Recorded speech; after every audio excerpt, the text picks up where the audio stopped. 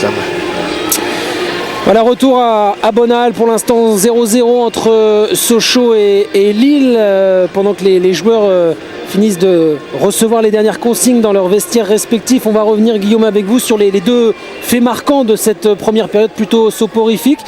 Ça a commencé très vite, dès la deuxième minute, avec cette main sochalienne dans la surface de réparation, mais non sifflée par l'arbitre, M. Turpin, la main d'Afolabi. Hier à Gerland, ça aurait été sifflé, il y aurait eu pénalty. Voilà, c'est là où, à mon sens, on a un vrai problème d'arbitrage en France. C'est parce qu'il n'y a pas de cohérence. On ne peut pas accorder une victoire à Lyon à la dernière minute et ne pas siffler un pénalty au bout d'une minute 30 pour Lille, parce que ça ne va pas, c'est pas cohérent.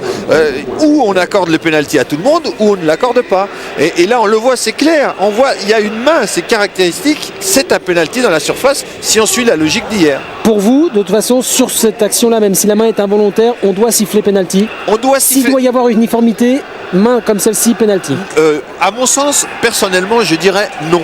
Moi, personnellement, je dirais pas de pénalty. Mais, vu les images d'hier, l'arbitre, pour moi, il fait une erreur de ne pas siffler, parce que hier soir, son collègue a sifflé. D'accord. Donc on a bien compris votre opinion, Guillaume. L'autre fait marquant, alors que les Lillois sont en train de revenir sur la pelouse, c'est évidemment juste avant la pause, hein, le face-à-face et l'arrêt réflexe. Est-ce que c'est un arrêt réflexe de Maliki devant Erding? En tout cas, c'est une très très bonne sortie de Maliki devant le buteur sochalien. Ce que fait extrêmement bien, ce qu'on voit sur cette image, c'est que Maliki reste sur ses appuis. Il reste présent, il attend vraiment l'information de l'attaquant, ce qui lui permet d'arrêter le ballon de la poitrine. Voilà.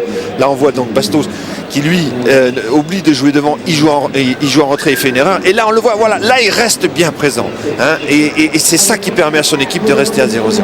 Voilà, Maliki, pour l'instant, qui préserve ce match nul. Un jingle et on revient à Bonal.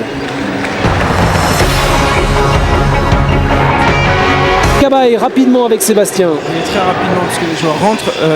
Johan, une première mi-temps où vous n'avez pas été trop en difficulté à part sur une erreur? Ouais, mais le problème c'est que nous on les met pas en difficulté non plus, donc voilà, la mi-temps on mérite pas plus que le 0-0. Donc voilà, à nous de faire autre chose en seconde période parce que c'était pas fameux ce qu'on faisait, donc voilà. Merci, je te laisse aller sur le terrain parce qu'il y a le coach qui attend.